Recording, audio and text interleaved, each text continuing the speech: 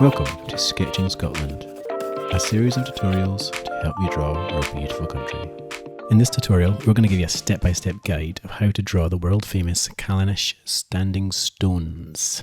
This ancient and mysterious monument is found on the Isle of Lewis in the Outer Hebrides. It's one of the oldest standing stone monuments in the UK, dating back over 5,000 years. If you're going to be doing lots of sketching, I would recommend you buy a few essentials: a hardback sketchbook and a range of pencils, pencil sharpener, a rubber or an eraser if you're from across the pond, a good seat and desk, kitchen table will probably do the trick, or you can draw on a tablet, as I'm doing on this demo. But all you need are the 3 P's: paper, pencil, and a bit of patience. Okay, let's get started.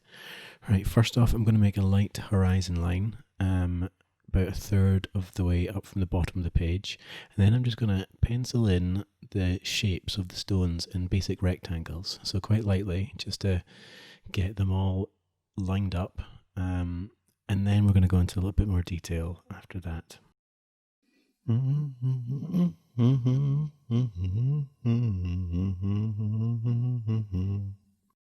So once we've got the exterior of the shapes, we can then start putting in details in the center. So you could have a little bit of creative license here. There's so many different aspects to it, to these rocks, that you can just add in as much of detail as you want into this. We're going to add a bit more shading later on as well, but really this is just to give this texture of the rocks. And we're going to start to add in a little bit of detail into the horizon line and little bits of grass around the site.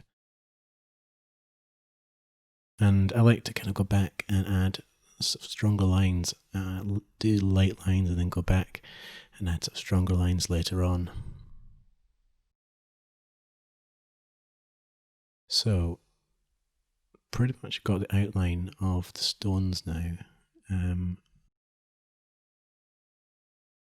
So once you've got them all, we're going to start to go into all the little details, all the little nooks and crannies. Each of the stones is really, really different. The great thing about this site is you can get up close to the stones and really see every sort of contour of them. So if you go there, you can really kind of imagine what it was like when they actually built these things way, way back 5,000 years ago.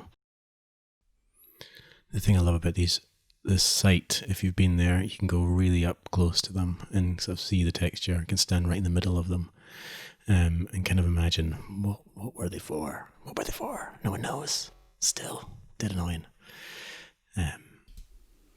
And these stones will probably look familiar to Outlander fans, because they were used as the fictional circle near Culloden, and they were also featured heavily in the Pixar film Brave.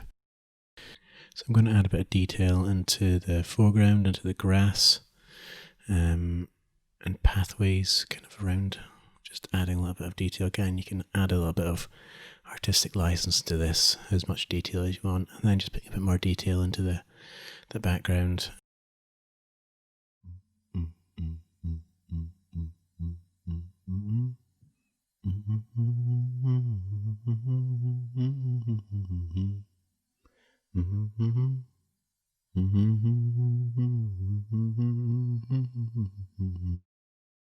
So we're just going to go in now and add a little detail of the shadows. So I'll just add a little bit more shading to the stones. You really get a sense of the stoic presence of these rocks, and that's probably why some traditions in the area refer to them as the false men, with the belief that they're in fact remains of those who refused to convert to Christianity, and they were cast as eternal stone figures for their defiance. So I like to kind of block out the area of the shadow and then fill it in with tiny little lines. This does take a little bit of time, but I think the end result is really, really nice. You could, in other ways, you could just use the side of your pencil, block in the shadow. So it's a slightly quicker way of doing it.